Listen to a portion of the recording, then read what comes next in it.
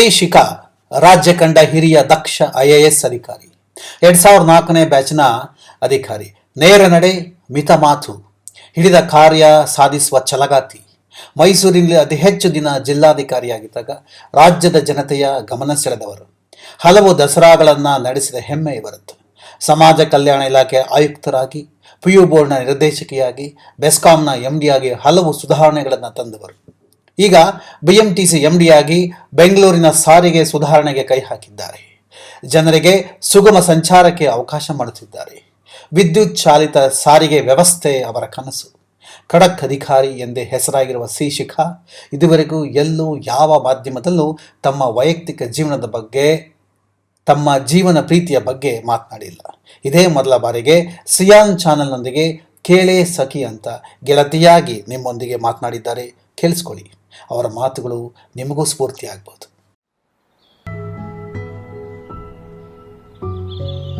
ಅಂತಾರಾಷ್ಟ್ರೀಯ ಮಹಿಳಾ ದಿನಾಚರಣೆಯದ್ದು ಎಲ್ಲರಿಗೆ ಶುಭಾಶಯಗಳು. Nothing is impossible for us.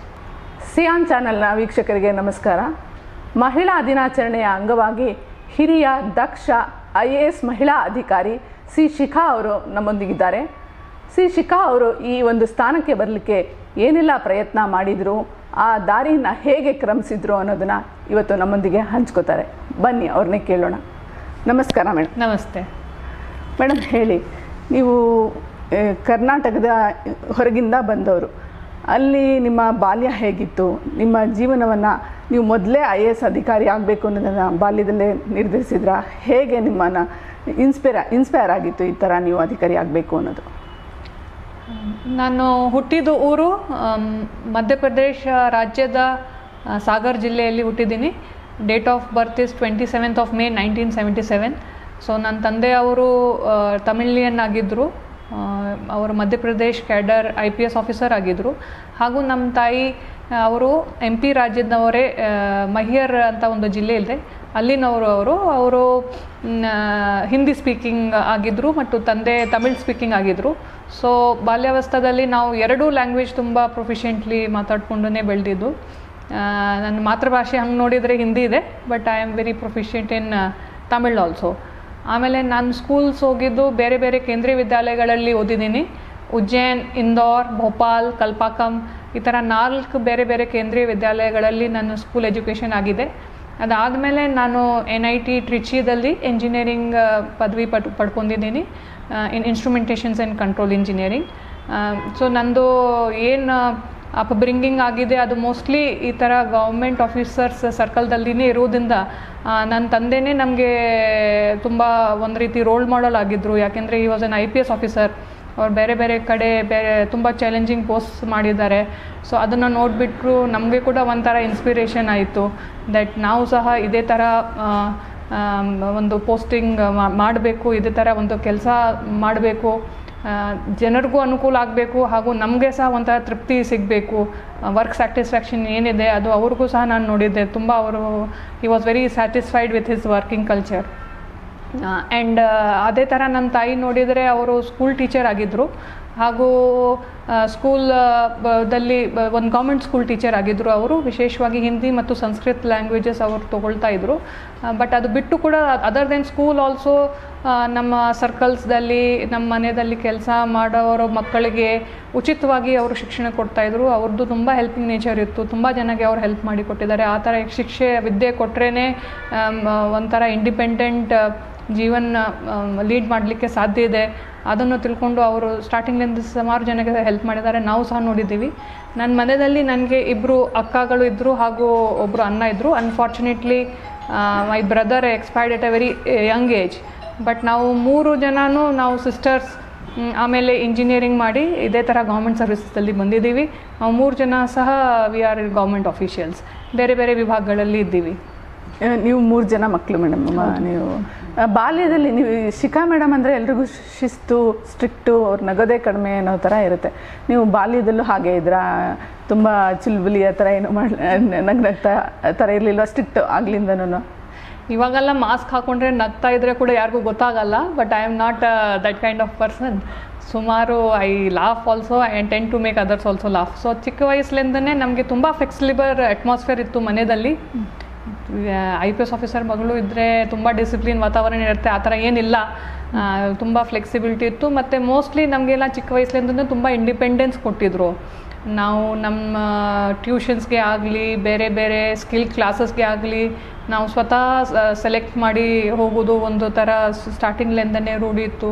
ನಮ್ಮ ಹಾಬೀಸನ್ನು ಸಹ ನಾನು ತುಂಬ ಇದರಿಂದ ಪರ್ಸ್ಯೂ ಮಾಡಿದ್ದೆ. ಚಿಕ್ಕ ವಯಸ್ಸಿದ್ದಾಗ I had joint classes of dancing, music, skating, ಎಲ್ಲ ಥರದ ಆಟನೂ ಆಟಾಡಿದ್ದೀನಿ. ಬಟ್ ಏನು ಹೇಳ್ತಾರೆ ಅಲ್ವಾ, jack of all master of none.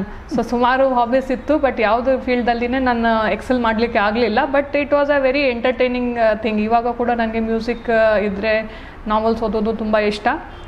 So ಅದು ಒಂಥರ ಹಾಬಿ ಇದೆ. ಅದು ಒಂದು ಟೈಮ್ ಸಿಕ್ಕಿದಾಗ ನಾನು ಇವಾಗನೂ ಪರ್ಸ್ಯೂ ಮಾಡ್ತೀನಿ. ಹಾಗೂ ಜೊತೆಗೆ ನಂದು ಏನು ಇಬ್ಬರು ಸಿಸ್ಟರ್ಸ್ದು ತುಂಬ ಒಳ್ಳೆ ನನಗೆ ಕಂಪ್ನಿ ಇತ್ತು. Both of them were elder to me. So ಅವ್ರದ್ದು ಅಲ್ಲಿ ಅಲಾಂಗ್ ವಿತ್ ಪ್ಲೇಯಿಂಗ್ ಪಾರ್ಟ್ನರ್ಸ್ ಸುಮಾರು ಅವ್ರದ್ದು ಗೈಡೆನ್ಸ್ ಕೂಡ ಇತ್ತು. ಹಾಗೂ ನನ್ನ ಪ್ರೊಫೆಷನ್ದಲ್ಲಿ, ನನ್ನ ಜೀವನದಲ್ಲಿ ಅವ್ರದ್ದು ಸಹ ತುಂಬ ಇಂಪಾರ್ಟೆಂಟ್ ಪಾತ್ರ ಇದೆ. ಅದರಲ್ಲಿ ಒಬ್ಬರು ಈಗ ಇನ್ಕಮ್ ಟ್ಯಾಕ್ಸ್ ಕಮಿಷನರ್ ಇದ್ದಾರೆ, ಹಾಗೂ ಇನ್ನೊಬ್ಬರು ರೈಲ್ವೇಸ್ನಲ್ಲಿ ಆಫೀಸರ್ ಆಗಿದ್ದಾರೆ. ಸೊ ಈ ಥರ ನೋಡಿದರೆ ನನ್ನ ಚೈಲ್ಡ್ಹುಡ್ ಎಲ್ಲ ಮಕ್ಕಳ ಥರ ತುಂಬ ಸಾಮಾನ್ಯವಾಗಿತ್ತು. ಹಾಗೂ I have enjoyed it at the most. ಅಂದರೆ ಶಿಖಾ ಮೇಡಮ್ ಚಿಕ್ಕವರಿದ್ದಾಗ ಗಲಾಟೆ ಮಾಡ್ತಾ ಇದ್ರಾ? ತುಂಬ ಅಮ್ಮನ ಗೋಳಿಕೋತಾ ಇದ್ರಾ? ಹೌದು, ಎಲ್ಲ ಮಕ್ಕಳು ಹಂಗೆ ಇರ್ತಾರೆ. ನಾನು ಇದ್ದೆ, ಸ್ವಲ್ಪ ಜಾಸ್ತಿನೇ ಇದ್ದೆ. ಮೂರದಲ್ಲಿ ನನಗೆ ಚೇಷ್ಟೆ ಜಾಸ್ತಿ ಇತ್ತು. ಚಿಕ್ಕವರ ನೀವು ಎಲ್ಲರಿಗಿಂತ? I am the youngest. ಅಂದರೆ ಜಾಸ್ತಿ ಪ್ರೀತಿ, ಅಪ್ಪ ಅಮ್ಮಂದು ಜಾಸ್ತಿ ಪ್ರೀತಿ? ಜಾಸ್ತಿ ಪ್ರೀತಿ ಹೇಳಿದರೆ ಅವರಿಬ್ಬರು ಸಿಟ್ಟು ಮಾಡ್ಕೊಳ್ತಾರೆ. ಸೊ ಆದರೆ ಇತ್ತು, ತುಂಬ ನಮಗೆ ತುಂಬ ಫ್ರೀಡಮ್ ಇತ್ತು. ಆಮೇಲೆ ನಮ್ಮ ಮನೆಯಲ್ಲಿ ವಿಶೇಷವಾಗಿ ಹೆಣ್ಮಕ್ಳು ಮತ್ತು ಗಂಡು ಮಕ್ಕಳು ಆ ಟೈಮ್ದಲ್ಲಿ ಯಾವ ಥರ ತುಂಬ ಜಾಸ್ತಿ ಡಿಸ್ಕ್ರಿಮಿನೇಷನ್ ಇತ್ತು ಸಮಾಜದಲ್ಲಿ ನಾವು ನೋಡ್ತೀವಿ. ಆ ಥರ ಥ್ಯಾಂಕ್ಫುಲಿ ನಮ್ಮ ಮನೆಯಲ್ಲಿ ಇರಲಿಲ್ಲ. ತಂದೆಯವರು ಎಲ್ಲರಿಗೆ ಸಮಾನವಾಗಿ ನೋಡಿಕೊಂಡು ಸಮಾನವಾಗಿ ಎಲ್ಲರಿಗೆ ಫೆಸಿಲಿಟೀಸ್ ಹಾಗೂ ಎಜುಕೇಷನ್ ಕೊಡಿಸಿದ್ದಾರೆ. ನಿಮ್ಮ ತಂದೆ ತಾಯಿ ಹೆಸರು ಮತ್ತು ನಿಮ್ಮ ಸಿಸ್ಟರ್ಸ್ ಹೆಸರು ಹೇಳಿ ಮೇಡಮ್. ಸೊ ನನ್ನ ತಂದೆ unfortunately he expired just last month. Is late Shri DC Mohan. He was an IPS officer. ಹಾಗೂ ನನ್ನ ತಾಯಿ ಶ್ರೀಮತಿ ಓಂಬತ್ತಿ ಚಂದ್ರಮೋಹನ್, ಅವರು ಟೀಚರ್ ಆಗಿದ್ದಾರೆ. ಹಾಗೂ ನನ್ನ ಅಕ್ಕನ ಹೆಸರು ಚಂದ್ರಕಾಂತ ಹಾಗೂ C ದಿವ್ಯಾ. ಸೊ ಈ ಥರ ಇವರು ನಮಗೆ ತುಂಬ ಇನ್ಫ್ಲುಯೆನ್ಸ್ ಮಾಡಿದ್ದಾರೆ ಪ್ರತಿಯೊಂದು ಇದು ಕ್ಷೇತ್ರದಲ್ಲಿ. ನೀವು ಹೇಳಿದ್ರಿ ನಾನು ಸಂಗೀತನೂ ಕಲಿತಿದ್ದೆ ಅಂತ, ಹಾಡ್ತಾ ಇದ್ದೆ ಅಂತ.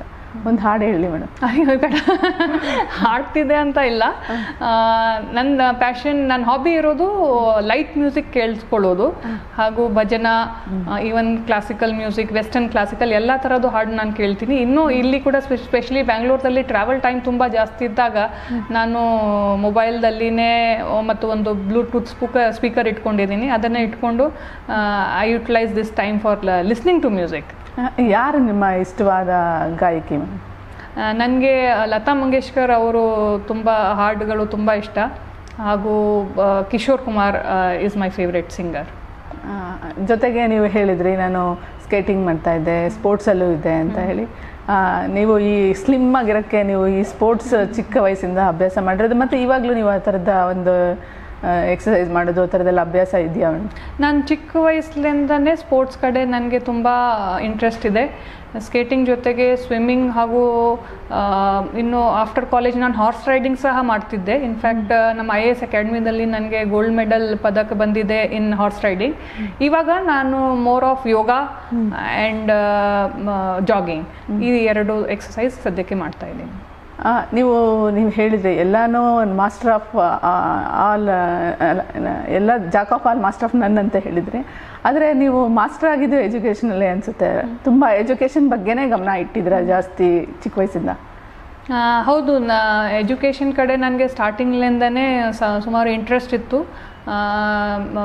ನಾನು 10th ಆದಮೇಲೆ ನಾನು ಸೈನ್ಸ್ ಸಬ್ಜೆಕ್ಟ್ ತೊಗೊಂಡಿದ್ದೆ, ಹಾಗೂ ಇಂಜಿನಿಯರಿಂಗ್ ಮಾಡಿದ್ದೆ. ಇಂಜಿನಿಯರಿಂಗ್ದಲ್ಲಿ ಸಹ ನಾನು ಇನ್ಸ್ಟ್ರುಮೆಂಟೇಷನ್ ಕಂಟ್ರೋಲ್ ವಿಂಗ್ದಲ್ಲಿ ನಾನೇ ಟಾಪರ್ ಆಗಿದ್ದೆ ನಮ್ಮ ಕಾಲೇಜ್ NIT ಟ್ರಿಚಿದಲ್ಲಿ.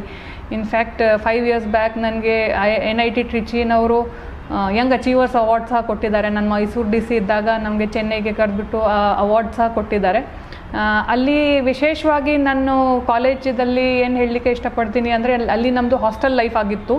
ಬೇರೆ ಬೇರೆ ರಾಜ್ಯಗಳಿಂದ ಸುಮಾರು ಹುಡುಗಿಯರು ಬಂದಿದ್ದರು. ಸೊ ನಂದು ಏನು ಗ್ರೂಪ್ ಇತ್ತು, it was a multicultural diverse group.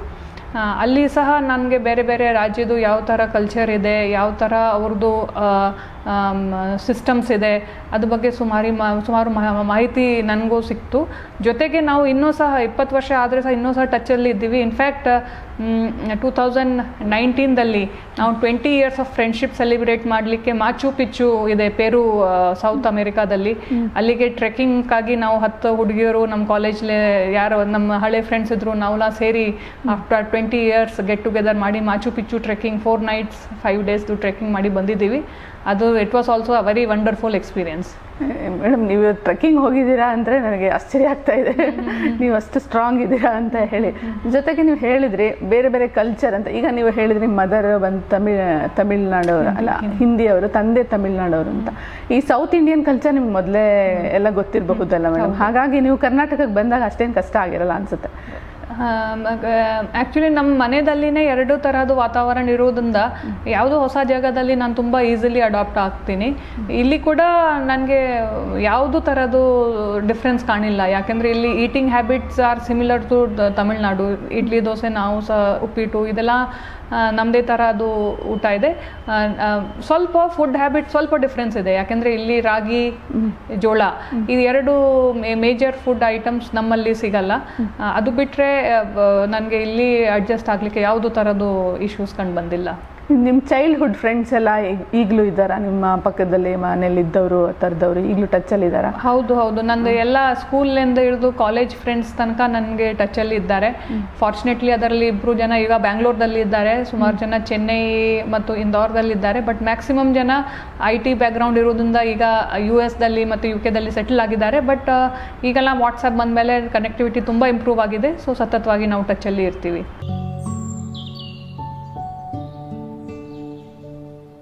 ಈಗ ನೀವು ಮೊದಲು ಎಂಜಿನಿಯರಿಂಗ್ ತೊಗೊಂಡಿದ್ರಿ, ಎಂಜಿನಿಯರಿಂಗ್ ತುಂಬ ಇಷ್ಟಪಟ್ಟೆ ತೊಗೊಂಡಿದ್ರಿ ಅಂತ ಕಾಣುತ್ತೆ. ಆಮೇಲೆ IASಗೆ ಶಿಫ್ಟ್ ಆದ್ರಿ. ಈ ಶಿಫ್ಟ್ ಆಗೋಕ್ಕೆ ಕಾರಣ ಏನು ಮೇಡಮ್?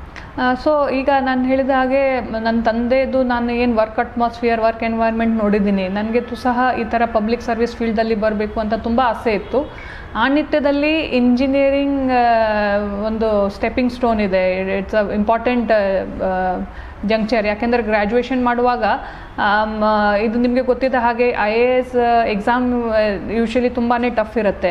ಸೊ ಒಂಥರ ನಮಗೆ ಆಲ್ಟರ್ನೇಟಿವ್ ಕರಿಯರ್ ಬಗ್ಗೆ ಕೂಡ ಯೋಚನೆ ಮಾಡೋದು ಬೇಕಾಗತ್ತೆ. ಒಂದು ವೇಳೆ ನಾವು IAS ಕ್ಲಿಯರ್ ಮಾಡಿಲ್ಲ ಅಂದರೆ ಏನಾಗುತ್ತೆ? ಸುಮಾರು ಜನ, ಯಾಕೆಂದರೆ ಲಕ್ಷಗಟ್ಟಲೆ ಜನ ಎಕ್ಸಾಮ್ಗೆ ಅಪಿಯರ್ ಆಗ್ತಾರೆ, ಎಲ್ಲರೂ ಕ್ಲಿಯರ್ ಮಾಡಲಿಕ್ಕೆ ಆಗಲ್ಲ. ಸೊ ಒಂಥರದ್ದು ಆಲ್ಟರ್ನೇಟಿವ್ ಕರಿಯರ್ನೂ ಇತ್ತು. ಮತ್ತು ಜೊತೆಗೆ ನನಗೆ ಇಂಜಿನಿಯರಿಂಗ್ ಫೀಲ್ಡಲ್ಲಿ ಸಹ ಸಾಕಷ್ಟು ಇಂಟ್ರೆಸ್ಟ್ ಇರೋದ್ರಿಂದ ನಾನು ಇಂಜಿನಿಯರಿಂಗ್ ವಿಂಗ್ ಜಾಯಿನ್ ಮಾಡಿದ್ದೀನಿ. ಆದರೆ IAS ಆದಮೇಲೆ ಅದು ಟೋಟ್ಲಿ ಕೈ ಬಿಟ್ಟಿಲ್ಲ. ಯಾಕೆಂದರೆ ನಮ್ಮದು ಬೇರೆ ಬೇರೆ ಪೋಸ್ಟಿಂಗ್ಸ್ದಲ್ಲಿ, ಬೇರೆ ಬೇರೆ ವಿಭಾಗಗಳಲ್ಲಿ ಈ ಏನು IT ರಿಲೇಟೆಡ್ ಇನಿಷಿಯೇಟಿವ್ಸ್ ನಾವು ಎಲ್ಲ ಕಡೆ ಮಾಡ್ತೀವಿ. ಅದು ರೂರಲ್ ಡೆವಲಪ್ಮೆಂಟ್ ಇರ್ಬೋದು, ಅಥವಾ ರೆವೆನ್ಯೂ ದಾಖಲಾತಿದು ಡಿಜಿಟೈಸೇಷನ್ ಇರ್ಬೋದು. ಎಲ್ಲ ಕಡೆ ITದು ಈಗ ಎಲ್ಲ ಇಂಟರ್ವೆನ್ಷನ್ಸ್ ತುಂಬ ಇಂಪಾರ್ಟೆಂಟ್ ಇದೆ ಎಲ್ಲ ವಿಭಾಗಗಳಲ್ಲಿ. ಫಾರ್ ಎಕ್ಸಾಂಪಲ್, ನನ್ನ ಹಿಂದಿನ ಪೋಸ್ಟಿಂಗ್ ಬೆಸ್ಕಾಮ್ದಲ್ಲಿ ಇತ್ತು. ಇವಾಗ ನಾನು BMTCದಲ್ಲಿ MD ಆಗಿ ಕೆಲಸ ಮಾಡ್ತಾಯಿದ್ದೀನಿ. ಸೊ ಎಲ್ಲ ಕಡೆ IT ಇನಿಷಿಯೇಟಿವ್ಸ್ದು ಇಂಪಾರ್ಟೆಂಟ್ ಪಾತ್ರ ಇರೋದ್ರಿಂದ ಆ ಇಂಜಿನಿಯರಿಂಗ್ದಲ್ಲಿ ನನಗೆ ಏನು ಎಜುಕೇಷನ್ ಆಗಿತ್ತು, that is I am getting lot of help from it here.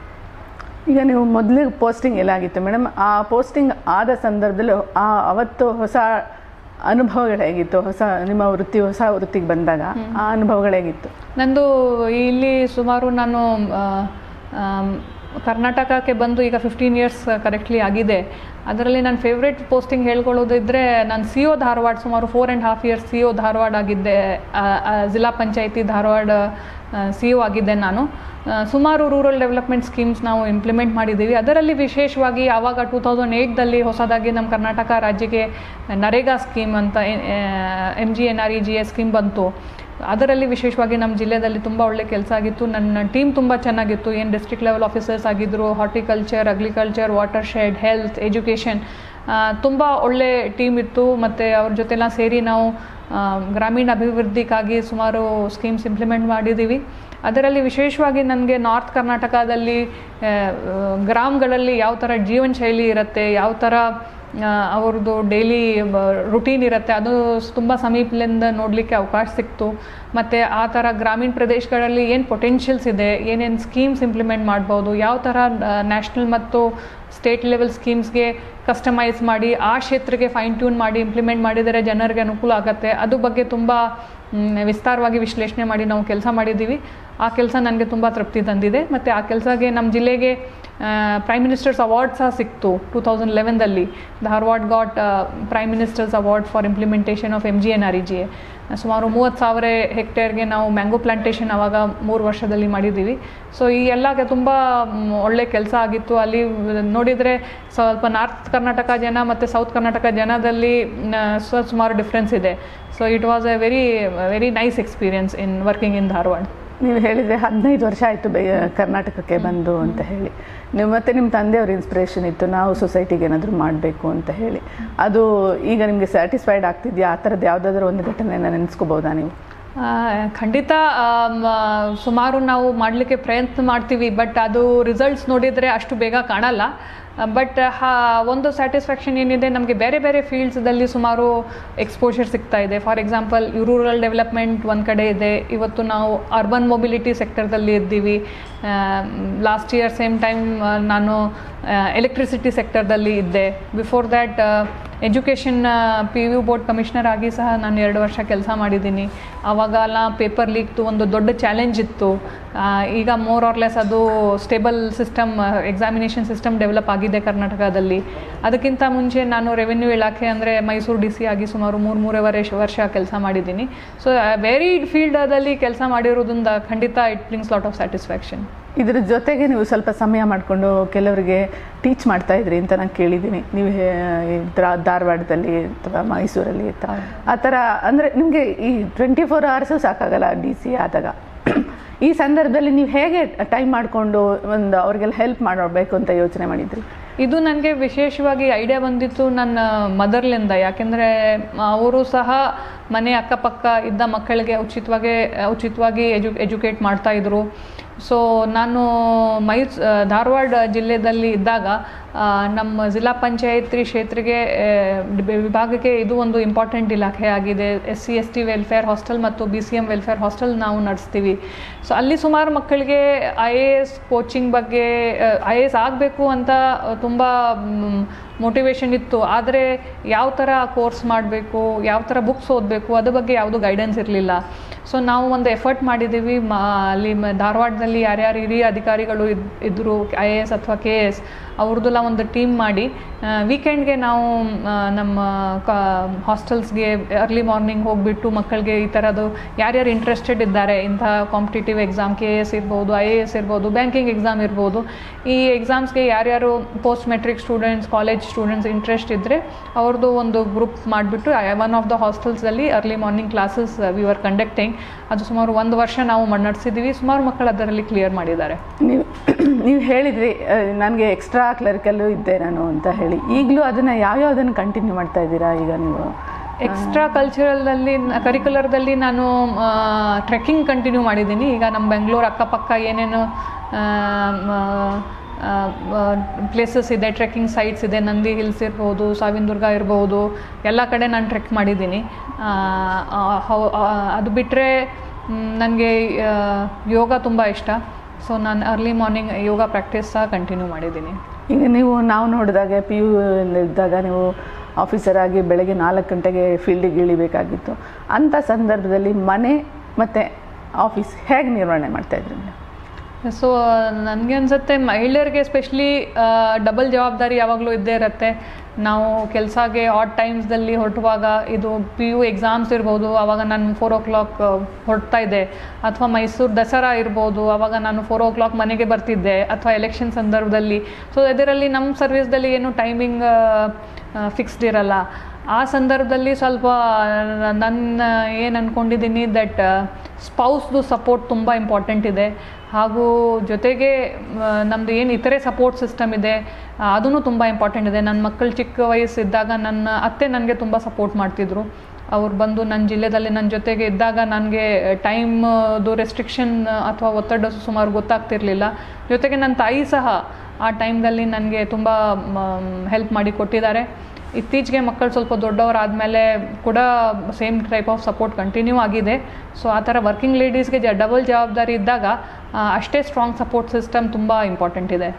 ಈಗ ನೀವು ಹೇಳಿದ್ರಿ ಮನೇಲೇ ಹೆಲ್ಪ್ ಮಾಡ್ತಾರೆ ಅಂತ, ಆದರೂ ನಿಮಗೋಸ್ಕರ ನೀವು ಹೇಳಿದ್ರಿ ಒಂದಷ್ಟು ಟೈಮ್ನ ಯೋಗ ಕೊಟ್ಕೋಬೇಕಾಗುತ್ತೆ, ಟ್ರೆಕ್ಕಿಂಗ್ ಹೋಗ್ತೀರಾ ಅಥವಾ ಮಕ್ಕಳದ್ದು ಏನು ಕೇಳಬೇಕು ಆ ಥರದ್ದೆಲ್ಲ ಇರುತ್ತೆ, ಸಾಧ್ಯ ಆಗುತ್ತಾ ಆ ಟೈಮ್ ನೀವು ಮಾಡ್ಕೊಳ್ಳೋಕ್ಕೆ? ಖಂಡಿತ ಸಾಧ್ಯ ಆಗುತ್ತೆ. ಸ್ಪೆಷಲಿ ಲಾಸ್ಟ್ 1 ಇಯರ್ ನಾವು ಕೋವಿಡ್ ಟೈಮ್ದಲ್ಲಿ, ಈಗ ಹಿಂದೆಲ್ಲ ಮಕ್ಕಳು ಸುಮಾರು 6 ತಾಸು 7 ತಾಸು ಸ್ಕೂಲ್ದಲ್ಲಿನೇ ಇರ್ತಿದ್ರು, ನಮಗೆ ಗೊತ್ತೇ ಆಗ್ತಿರ್ಲಿಲ್ಲ. ಬಟ್ ಇವಾಗ ಲಾಸ್ಟ್ ಇಯರ್ ತುಂಬಾ ಚಾಲೆಂಜಿಂಗ್ ಇತ್ತು. ಇಷ್ಟು ಚಿಕ್ಕ ವಯಸ್ಸಲ್ಲಿ ಅವ್ರ ಮನೆಗೆ ಕೂತ್ಕೊಂಡು ಆನ್ಲೈನ್ ಕ್ಲಾಸಸ್ ತುಂಬ ಚೆನ್ನಾಗಿ ಎಲ್ಲ ಮಕ್ಕಳು, ನಮ್ಮ ಮಕ್ಕಳು ಮಾತ್ರ ಇಲ್ಲ, ಇಡೀ ಜಗತ್ತದ ಮಕ್ಕಳು ಅಷ್ಟು ಚಿಕ್ಕ ವಯಸ್ಸಲ್ಲಿ ಆನ್ಲೈನ್ ಕ್ಲಾಸಸ್ ಇಂಡಿಪೆಂಡೆಂಟ್ಲಿ ಮ್ಯಾನೇಜ್ ಮಾಡ್ತಾ ಇದ್ದಾರೆ. ಅದು ನಿಜವಾಗ್ಲೂ ಮಕ್ಕಳದ್ದು ಎಷ್ಟು ಅವ್ರದ್ದು ಸ್ವಂತದ್ದು ಮೆಂಟಲ್ ಸ್ಟ್ರೆಂತ್ ಇದೆ ಅದು ಒಂಥರ ತೋರಿಸುತ್ತೆ. ಬಟ್ ಆ ಟೈಮ್ದಲ್ಲಿ ನಮ್ಮದು ಸಹ ಎಲ್ಲ ಸ್ಕೂಲ್ ಹೋದಾಗ ಅಥವಾ ಟೀಚರ್ಸ್ ಎಲ್ಲ ಥರದ್ದು ಅವ್ರಿಗೆ ಗೈಡೆನ್ಸ್ ಮಾಡೋದು, ಅವ್ರಿಗೆ ಪಾಠ ಹೇಳಿಕೊಡೋದು ಮಾಡ್ತಾರೆ. ಬಟ್ ಆನ್ಲೈನ್ದಲ್ಲಿ ಲಿಮಿಟೆಡ್ ಅವರ್ಸ್ ಇರೋದ್ರಿಂದ ನಮ್ಮದು ರೋಲ್ ತುಂಬ ಇಂಪಾರ್ಟೆಂಟ್ ಆಗುತ್ತೆ. ಸೊ ಆವಾಗ ಲಾಕ್ಡೌನ್ ಅವಧಿಯಲ್ಲಿ ಸಹ ಆನ್ಲೈನ್ ಕ್ಲಾಸಸ್ ನಡೆಯುವಾಗ ಸಹ ಮಕ್ಕಳ ಕಡೆ ನಮ್ಮ ಜವಾಬ್ದಾರಿ ಹೆಚ್ಚಾಗಿತ್ತು. ಬಟ್ ಎಲ್ಲಿ ಟೈಮ್ ಸಿಗಬೇಕು ಅಲ್ಲಿ ನಾವು ಅಡ್ಜಸ್ಟ್ ಮಾಡಿ ಬೆಳಗ್ಗೆ ಬೇಗ ಎದ್ದು ಅಥವಾ ಸಂಜೆ ಹೊತ್ತಿಗೆ ಅವ್ರಿಗೆ ಓದಿಸೋದು ಪ್ರಯತ್ನ ನಾನು ಡೈಲಿ ಮಾಡ್ತಾಯಿದ್ದೀನಿ. ಜೊತೆಗೆ ನೀವು ಹೇಳಿದ್ರೆ ಎಂಜಿನಿಯರಿಂಗ್ ಮಾಡಿದ್ದು ಇವಾಗ ನನಗೆ ಅನುಕೂಲ ಆಗ್ತಾ ಇದೆ ಕೆಲವು ಫೀಲ್ಡಿಗೆ ಹೋದಾಗ ಅಂತ. ಮತ್ತು ಕೋವಿಡ್ ಟೈಮಲ್ಲಿ ನಿಮಗೆ ಕೆಲವು ಕಮಿಟಿಲಿ ಹಾಕಿದ್ರು ಅದನ್ನು ಮೇಂಟೈನ್ ಮಾಡೋ ಅಂತ. ಆ ಸಂದರ್ಭದಲ್ಲಿ ಯಾವ್ಯಾವ ರೀತಿ ನೀವು ನಿರ್ವಹಣೆ ಮಾಡಿದ್ರಿ? ಸೊ ಕೋವಿಡ್ ಟೈಮ್ದಲ್ಲಿ ನನಗೆ ಏನು ಕೋವಿಡ್ ಬಗ್ಗೆ ಅವೇರ್ನೆಸ್ ಕ್ರಿಯೇಟ್ ಮಾಡೋದು, ಅದ್ರ ಬಗ್ಗೆ ಸೋಷಿಯಲ್ ಮೀಡಿಯಾದಲ್ಲಿ ಹೆಚ್ಚು ಇನ್ಫಾರ್ಮೇಷನ್ ಕೊಡೋದು ಜವಾಬ್ದಾರಿ ಕೊಟ್ಟಿದ್ದರು. ಸೊ ಅದು ನಾನು ಸಹ ಹೆಲ್ತ್ ಡಿಪಾರ್ಟ್ಮೆಂಟ್ ಹಾಗೂ ನಮ್ಮದು ಏನು ಇನ್ಫಾರ್ಮೇಷನ್ ಡಿಪಾರ್ಟ್ಮೆಂಟ್ ಇದೆ, 3 ಜನ ನಾವು ಸೇರಿ ಆ ಡ್ಯೂಟಿನೂ ನಿಭಾಯಿಸಿದ್ದೀವಿ. ಅದಕ್ಕೆ ನಮಗೆ ಒಳ್ಳೆ ನಾವು ಪ್ರೈವೇಟ್ ಸಪೋರ್ಟ್ನ ಸಹ ತೊಗೊಂಡಿದ್ದೀವಿ. ಸುಮಾರು ಕ್ರಿಯೇಟಿವ್ ಏಜೆನ್ಸೀಸ್ ಇದೆ, ಸುಮಾರು ಒಳ್ಳೆ ಕ್ರಿಯೇಟರ್ಸ್ ಇದ್ದಾರೆ ಈ ಫೀಲ್ಡಲ್ಲಿ. ಅವ್ರ ಸಹಕಾರ ತೊಗೊಂಡು ನಾವು ಅದ್ರ ಬಗ್ಗೆ ಹೆಚ್ಚು ಪ್ರಚಾರ ಮಟೀರಿಯಲ್ ಮಾಡಿ ಅದು ಬೇರೆದು ಮೋಡ್ಸ್ ಆಫ್ ಕಮ್ಯುನಿಕೇಷನ್ ನಾವು ಯೂಸ್ ಮಾಡಿದ್ದೀವಿ. ಅದು ರೇಡಿಯೋ ಇರ್ಬೋದು, TV ಇರ್ಬೋದು, ನ್ಯೂಸ್ ಪೇಪರ್ ಪ್ಯಾಂಪ್ಲೆಟ್ಸ್ ಇರ್ಬೋದು, ಅಥವಾ ಅದು ಮೋಸ್ಟ್ ಇಂಪಾರ್ಟೆಂಟ್ ಇವಾಗ ಸೋಷಿಯಲ್ ಮೀಡಿಯಾದಲ್ಲಿ ವಾಟ್ಸ್ಯಾಪ್, ಫೇಸ್ಬುಕ್, ಟ್ವಿಟರ್ ಈ ಎಲ್ಲ ಮಾಧ್ಯಮಗಳನ್ನು ಉಪಯೋಗಿಸಿ ನಾವು ಸಾಕಷ್ಟು ಇದ್ರ ಬಗ್ಗೆ ಕಮ್ಯುನಿಕೇಷನ್ ಮಾಡಿದ್ದೀವಿ. ಈಗ ನೀವು ಹೇಳಿದ್ರಿ ನಾನು ಯಾವ ಥರ ಓದ್ತಾ ಇದ್ದೆ, ನಮ್ಮ ತಂದೆ ಪೇರೆಂಟ್ಸ್ ಎಲ್ಲ ನನಗೆ ಇನ್ಸ್ಪೈರ್. ಎಷ್ಟೋ ಜನ ಮಕ್ಕಳಿಗೆ ಈ ಎಲ್ಲದು ಅವರು ಸಿಗೋಷ್ಟು ಅದೃಷ್ಟವಂತರು ಸಹ ಆಗಿರಲ್ಲ, ಆದರೆ ಅವರಿಗೆ ಗುರಿ ಇರುತ್ತೆ ಹೇಗೆ ಹೋಗಬೇಕು ಅಂತ. IAS ಮಾಡಬೇಕು ಅನ್ನೋರಿಗೆ ನೀವು ಒಂದು ಟಿಪ್ಸ್ ಏನಾದರೂ ಹೇಳ್ತೀರಾ ಮೇಡಮ್?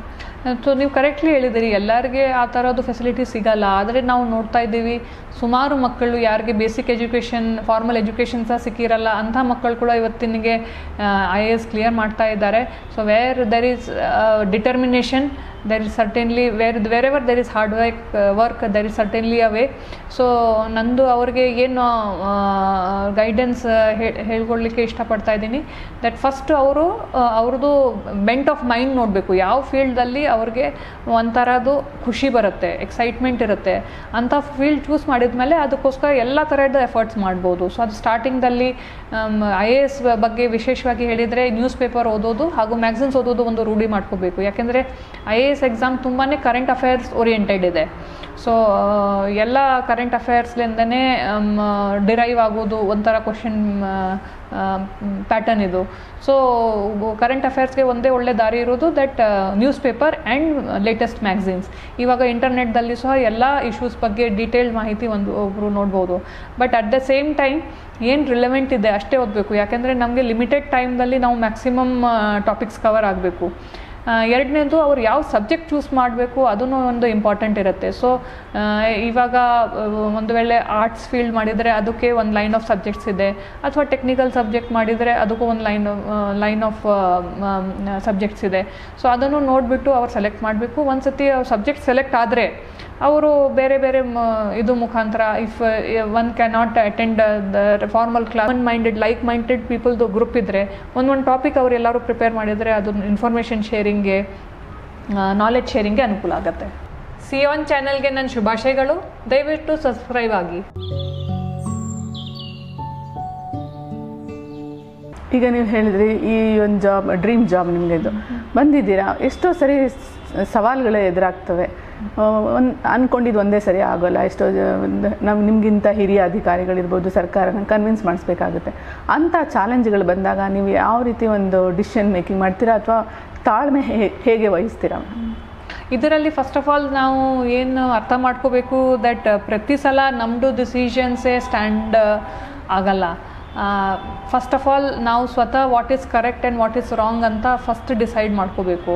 ಅದನ್ನು ನಾವು ನಮ್ಮ ಹಿರಿಯ ಆಫೀಸರ್ಸ್ಗೆ, ನಮ್ಮ ಪೊಲಿಟಿಕಲ್ ರಿಪ್ರೆಸೆಂಟೇಟಿವ್ಸ್ಗೆ ಅದನ್ನು ಎಕ್ಸ್ಪ್ಲೇನ್ ಮಾಡಬೇಕು. ಜೊತೆಗೆ ಇವಾಗ ಯಾವ ಥರ ಫೋರ್ತ್ ಪಿಲ್ಲರ್ ಮೀಡಿಯಾ ಅಂತ ಇದೆ, ಅದು ಪಬ್ಲಿಕ್ಕಿಗೆ ಕೂಡ ಡೈರೆಕ್ಟ್ಲಿ ನಾವು ಏನು ಕೆಲಸ ಮಾಡ್ತಾ ಇದ್ದೀವಿ ಅದ್ರ ಬಗ್ಗೆ ಮಾಹಿತಿ ಹೋಗುತ್ತೆ. ಸೊ ನಮ್ಮ decision making is be very transparent. So ಆ ನಿಟ್ಟಿನಲ್ಲಿ ಬೇರೆ ಬೇರೆ ಇಶ್ಯೂಸ್ ಬಂದೇ ಬರುತ್ತೆ. But over the years one gets accommodated to the working style and functioning of governance.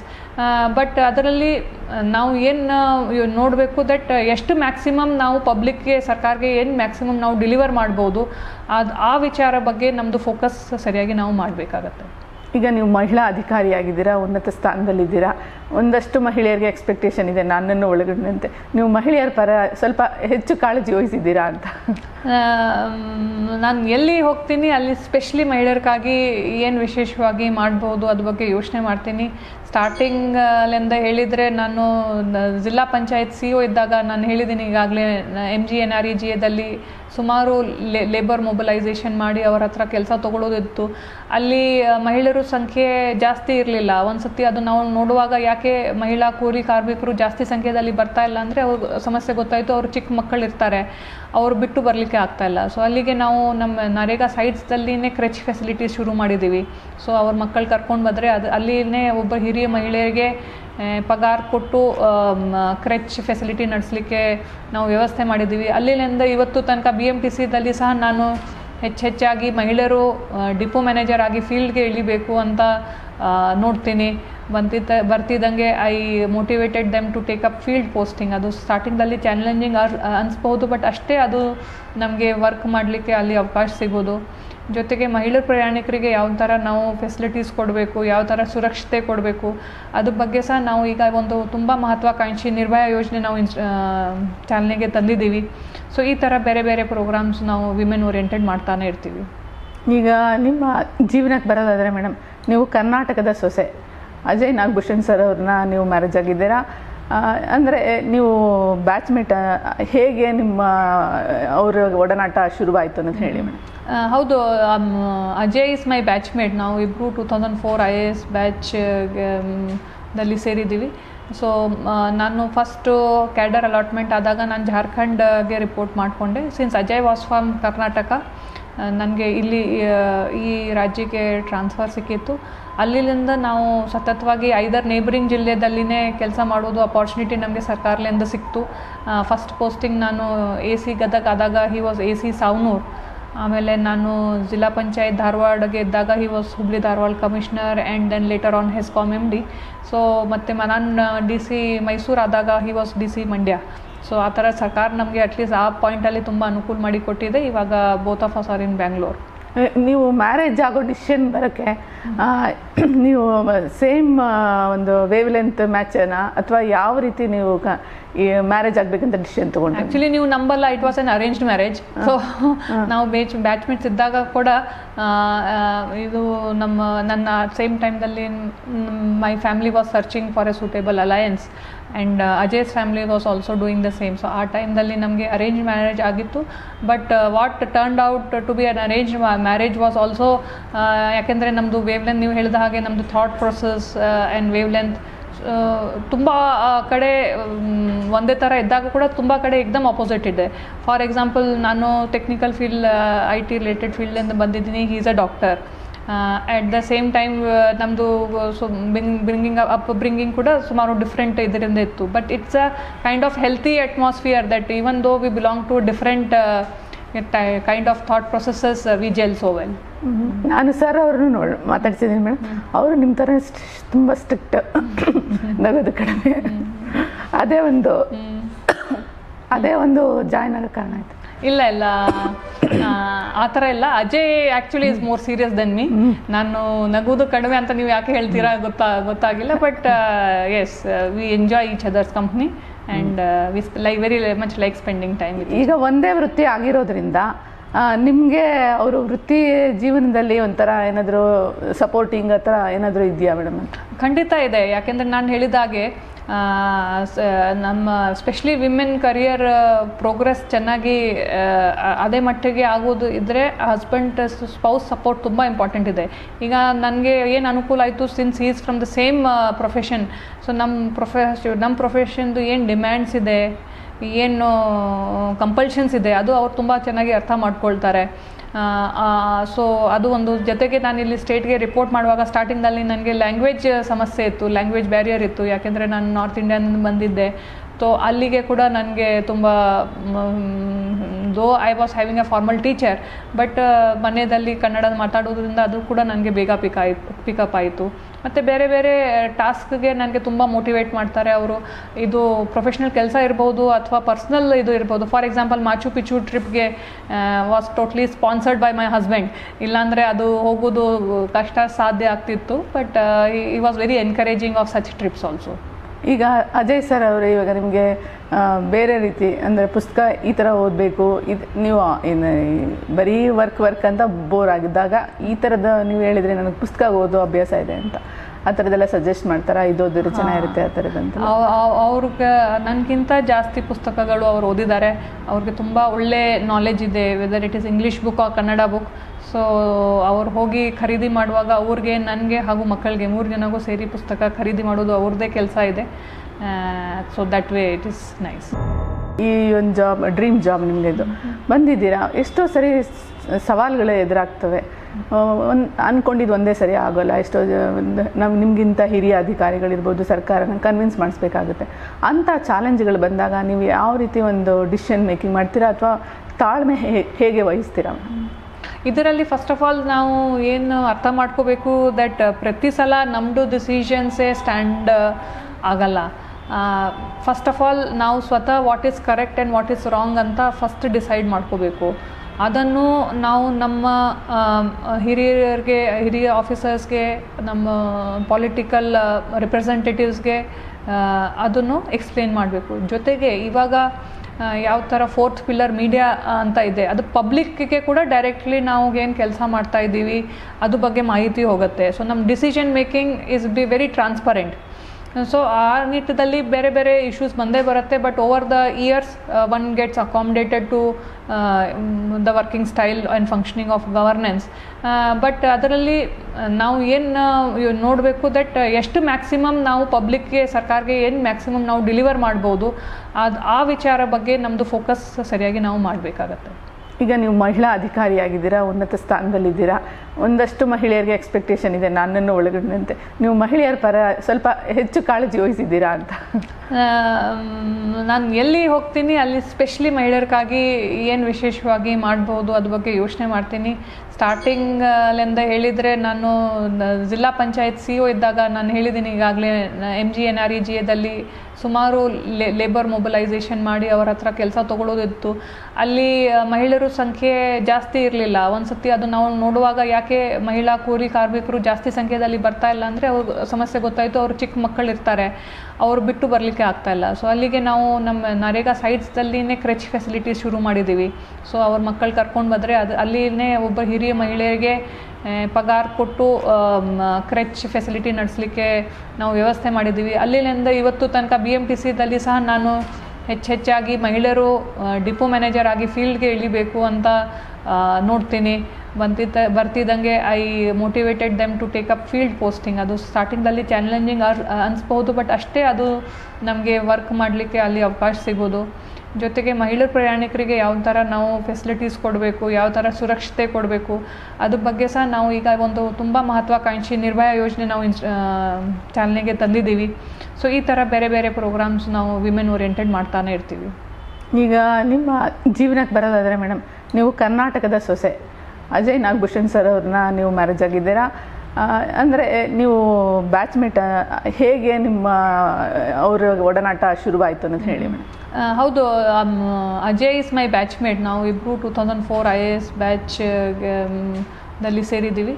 So ನಾನು ಫಸ್ಟು ಕ್ಯಾಡರ್ ಅಲಾಟ್ಮೆಂಟ್ ಆದಾಗ ನಾನು ಜಾರ್ಖಂಡ್ಗೆ ರಿಪೋರ್ಟ್ ಮಾಡಿಕೊಂಡೆ. Since Ajay was from Karnataka, ನನಗೆ ಇಲ್ಲಿ ಈ ರಾಜ್ಯಕ್ಕೆ ಟ್ರಾನ್ಸ್ಫರ್ ಸಿಕ್ಕಿತ್ತು. ಅಲ್ಲಿಂದ ನಾವು ಸತತವಾಗಿ 5 ನೇಬರಿಂಗ್ ಜಿಲ್ಲೆದಲ್ಲಿನೇ ಕೆಲಸ ಮಾಡೋದು ಅಪಾರ್ಚುನಿಟಿ ನಮಗೆ ಸರ್ಕಾರದಿಂದ ಸಿಕ್ತು. ಫಸ್ಟ್ ಪೋಸ್ಟಿಂಗ್ ನಾನು AC ಗದಗ ಆದಾಗ ಹಿ ವಾಸ್ AC ಸಾವನೂರು. ಆಮೇಲೆ ನಾನು ಜಿಲ್ಲಾ ಪಂಚಾಯತ್ ಧಾರವಾಡಗೆ ಇದ್ದಾಗ he was Hubli Dharwad commissioner and then later on HESCOM MD. So ಮತ್ತು ನಾನು DC ಮೈಸೂರು ಆದಾಗ he was DC Mandya. So ಆ ಥರ ಸರ್ಕಾರ ನಮಗೆ ಅಟ್ಲೀಸ್ಟ್ ಆ ಪಾಯಿಂಟಲ್ಲಿ ತುಂಬ ಅನುಕೂಲ ಮಾಡಿ ಕೊಟ್ಟಿದೆ. ಇವಾಗ ಬೋತ್ ಆಫ್ ಅಸ್ ಆರ್ ಇನ್ ಬ್ಯಾಂಗ್ಳೂರ್. ನೀವು ಮ್ಯಾರೇಜ್ ಆಗೋ ಡಿಸಿಷನ್ ಬರೋಕ್ಕೆ ನೀವು ಸೇಮ್ ಒಂದು ವೇವ್ ಲೆಂತ್ ಮ್ಯಾಚನ ಅಥವಾ ಯಾವ ರೀತಿ ನೀವು ಈ ಮ್ಯಾರೇಜ್ ಆಗಬೇಕಂತ ಡಿಸಿಷನ್ ತೊಗೊಂಡು? ಆ್ಯಕ್ಚುಲಿ ನೀವು ನಂಬಲ್ಲ, it was an arranged marriage. So ನಾವು ಬ್ಯಾಚ್ಮೇಟ್ಸ್ ಇದ್ದಾಗ ಕೂಡ ಇದು ನನ್ನ ಸೇಮ್ ಟೈಮ್ದಲ್ಲಿ my family was searching for a suitable alliance and Ajay's family was also doing the same. So ಆ ಟೈಮ್ದಲ್ಲಿ ನಮಗೆ ಅರೇಂಜ್ ಮ್ಯಾರೇಜ್ ಆಗಿತ್ತು. But what turned out to be an arrange marriage was also, ಯಾಕೆಂದರೆ ನಮ್ಮದು ವೇವ್ ಲೆಂತ್ ನೀವು ಹೇಳಿದ ಹಾಗೆ ನಮ್ಮದು thought process and wavelength ತುಂಬ ಕಡೆ ಒಂದೇ ಥರ ಇದ್ದಾಗ ಕೂಡ ತುಂಬ ಕಡೆ ಎಕ್ದಮ್ ಆಪೋಸಿಟ್ ಇದೆ. ಫಾರ್ ಎಕ್ಸಾಂಪಲ್, ನಾನು ಟೆಕ್ನಿಕಲ್ ಫೀಲ್ಡ್ IT ರಿಲೇಟೆಡ್ ಫೀಲ್ಡಿಂದ ಬಂದಿದ್ದೀನಿ. He is a doctor. At the same time ನಮ್ಮದು ಬ್ರಿಂಗಿಂಗ್ ಕೂಡ ಸುಮಾರು ಡಿಫ್ರೆಂಟ್ ಇದರಿಂದ ಇತ್ತು. But it's a kind of healthy atmosphere that even though we belong to different kind of thought processes we gel so well. ನಾನು sir ಅವ್ರನ್ನು ಮಾತಾಡ್ಸಿದ್ದೀನಿ madam. ಅವರು ನಿಮ್ಮ ಥರ ತುಂಬ ಸ್ಟ್ರಿಕ್ಟ್, ನಗೋದು ಕಡಿಮೆ. ಅದೇ ಒಂದು ಜಾಯ್ನ್ ಆಗೋ ಕಾರಣ ಆಯಿತು. ಇಲ್ಲ ಆ ಥರ ಇಲ್ಲ. Ajay actually is more serious than me. ನಾನು ನಗುವುದು ಕಡಿಮೆ ಅಂತ ನೀವು ಯಾಕೆ ಹೇಳ್ತೀರಾ ಗೊತ್ತಾಗಿಲ್ಲ. But yes, we enjoy each other's company and we very much like spending time. ಈಗ ಒಂದೇ ವೃತ್ತಿ ಆಗಿರೋದ್ರಿಂದ ನಿಮಗೆ ಅವರು ವೃತ್ತಿ ಜೀವನದಲ್ಲಿ ಒಂಥರ ಏನಾದರೂ ಸಪೋರ್ಟಿಂಗ್ ಆ ಥರ ಏನಾದರೂ ಇದೆಯಾ ಮೇಡಮ್ ಅಂತ? ಖಂಡಿತ ಇದೆ. ಯಾಕೆಂದರೆ ನಾನು ಹೇಳಿದಾಗೆ ನಮ್ಮ ಸ್ಪೆಷಲಿ ವಿಮೆನ್ ಕರಿಯರ್ ಪ್ರೋಗ್ರೆಸ್ ಚೆನ್ನಾಗಿ ಅದೇ ಮಟ್ಟಿಗೆ ಆಗೋದು ಇದ್ದರೆ ಹಸ್ಬೆಂಡ್ ಸ್ಪೌಸ್ ಸಪೋರ್ಟ್ ತುಂಬ ಇಂಪಾರ್ಟೆಂಟ್ ಇದೆ. ಈಗ ನನಗೆ ಏನು ಅನುಕೂಲ ಆಯಿತು, since is from the same profession. So ನಮ್ಮ ಪ್ರೊಫೆಷನ್ದು ಏನು ಡಿಮ್ಯಾಂಡ್ಸ್ ಇದೆ, ಏನು ಕಂಪಲ್ಷನ್ಸ್ ಇದೆ, ಅದು ಅವ್ರು ತುಂಬ ಚೆನ್ನಾಗಿ ಅರ್ಥ ಮಾಡ್ಕೊಳ್ತಾರೆ. ಸೊ ಅದು ಒಂದು. ಜೊತೆಗೆ ನಾನು ಇಲ್ಲಿ ಸ್ಟೇಟ್ಗೆ ರಿಪೋರ್ಟ್ ಮಾಡುವಾಗ ಸ್ಟಾರ್ಟಿಂಗಲ್ಲಿ ನನಗೆ ಲ್ಯಾಂಗ್ವೇಜ್ ಸಮಸ್ಯೆ ಇತ್ತು, ಲ್ಯಾಂಗ್ವೇಜ್ ಬ್ಯಾರಿಯರ್ ಇತ್ತು. ಯಾಕೆಂದರೆ ನಾನು ನಾರ್ತ್ ಇಂಡಿಯಾದಿಂದ ಬಂದಿದ್ದೆ. ಸೊ ಅಲ್ಲಿಗೆ ಕೂಡ ನನಗೆ ತುಂಬ, though I was having A formal teacher, but ಮನೆಯಲ್ಲಿ ಕನ್ನಡ ಮಾತಾಡೋದ್ರಿಂದ ಅದು ಕೂಡ ನನಗೆ ಬೇಗ ಪಿಕಪ್ ಆಯಿತು. ಮತ್ತು ಬೇರೆ ಬೇರೆ ಟಾಸ್ಕ್ಗೆ ನನಗೆ ತುಂಬ ಮೋಟಿವೇಟ್ ಮಾಡ್ತಾರೆ ಅವರು. ಇದು ಪ್ರೊಫೆಷ್ನಲ್ ಕೆಲಸ ಇರ್ಬೋದು ಅಥವಾ ಪರ್ಸ್ನಲ್ ಇದು ಇರ್ಬೋದು. ಫಾರ್ ಎಕ್ಸಾಂಪಲ್, ಮಾಚು ಪಿಚು ಟ್ರಿಪ್ಗೆ was totally sponsored by my husband.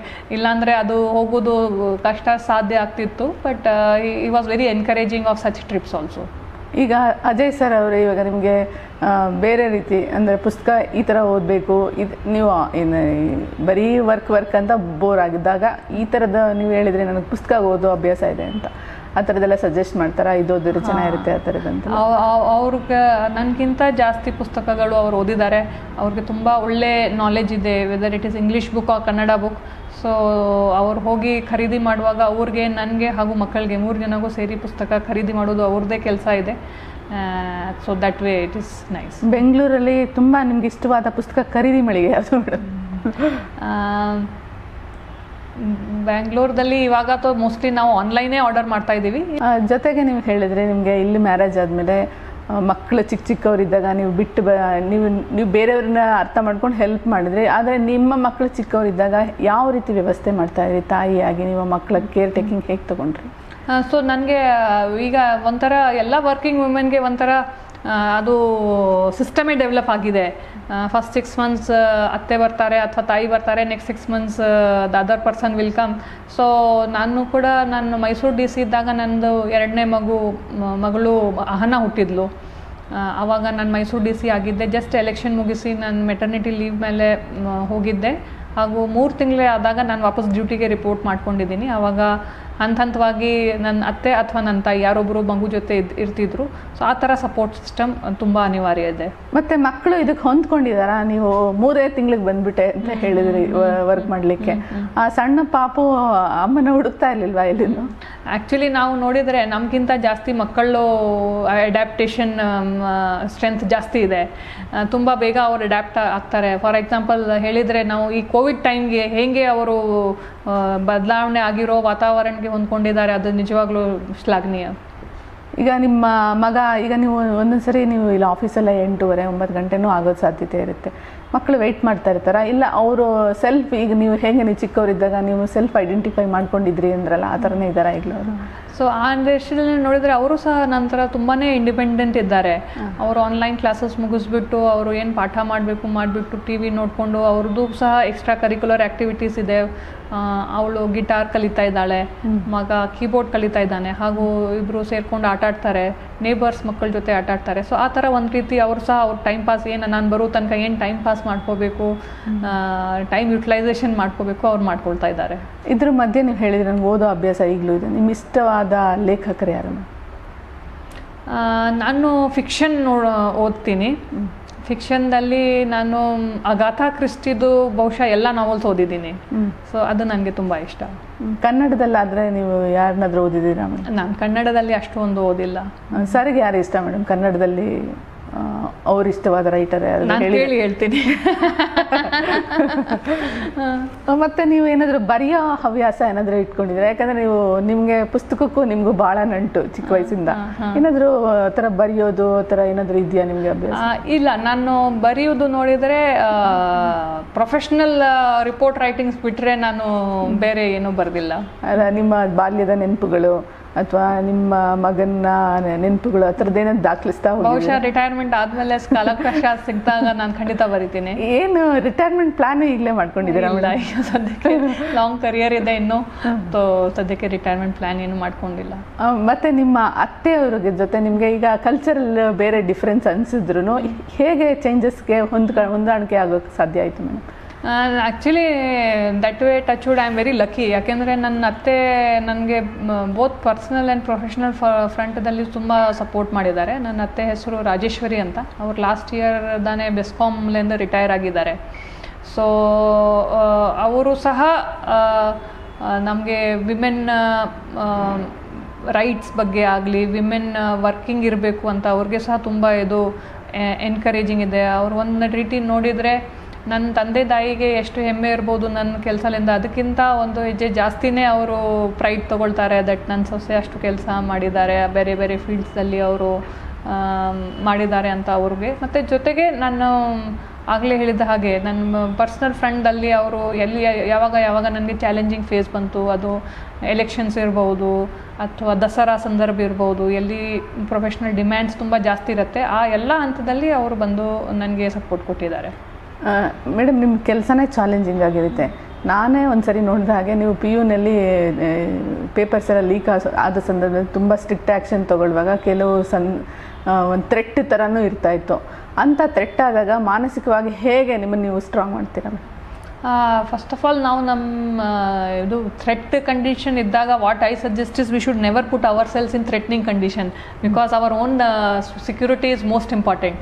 So ಅದರಲ್ಲಿ ನಾನು ಯೂಶ್ವಲಿ ಅಂಥ ಥ್ರೆಟ್ಫುಲ್ ಸಿಚುವೇಶನ್ಸ್ಗೆ ಹೋಗಿಲ್ಲ.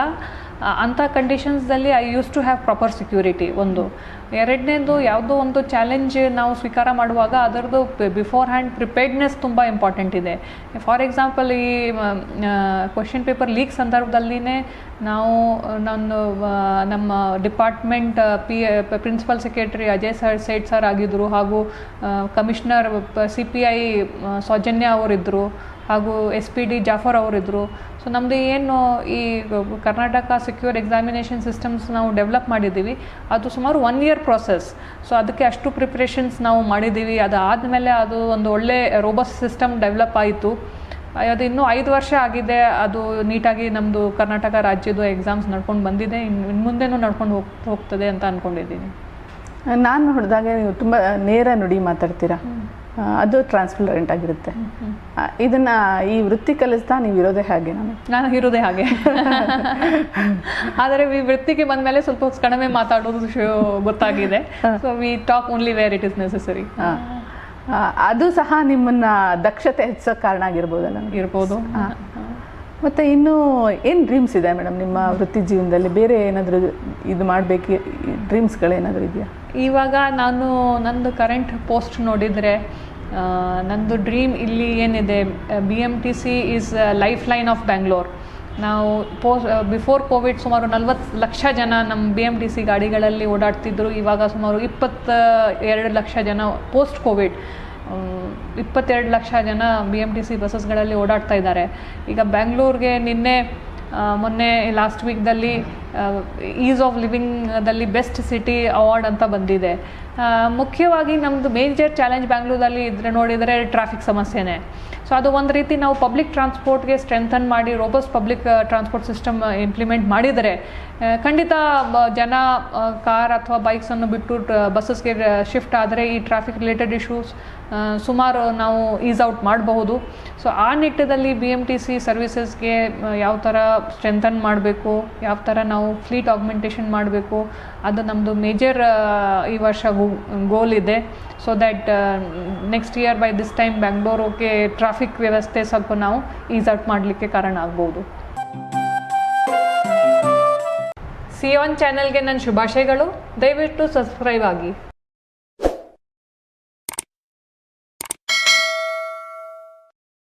ಸಿಯಾನ್ ಚಾನಲ್ನ ನೋಡ್ತಾ ಇರಿ, ಸಬ್ಸ್ಕ್ರೈಬ್ ಆಗಿ, ಲೈಕ್ ಮಾಡಿ, ಶೇರ್ ಮಾಡಿ. ಮುಕ್ತ ಪತ್ರಿಕೋದ್ಯಮವನ್ನು ಬೆಂಬಲಿಸಿ. ನಮಸ್ಕಾರ.